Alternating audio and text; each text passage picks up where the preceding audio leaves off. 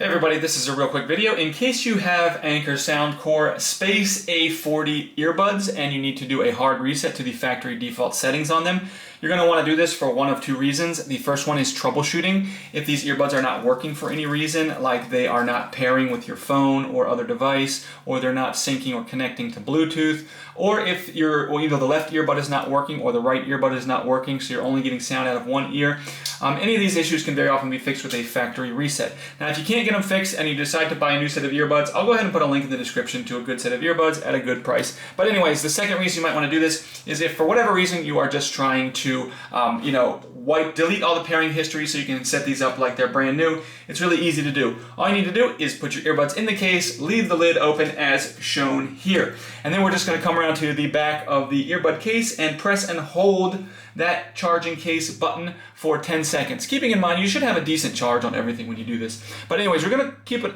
just hold that button for 10 seconds, keeping an eye on these lights in the front. And as soon as these front lights, these three LEDs in the front of the case, flash white 3 times, that will tell you that the reset is complete. You can let go of the button, go ahead, take your earbuds out and pair them like they're a brand new set of earbuds.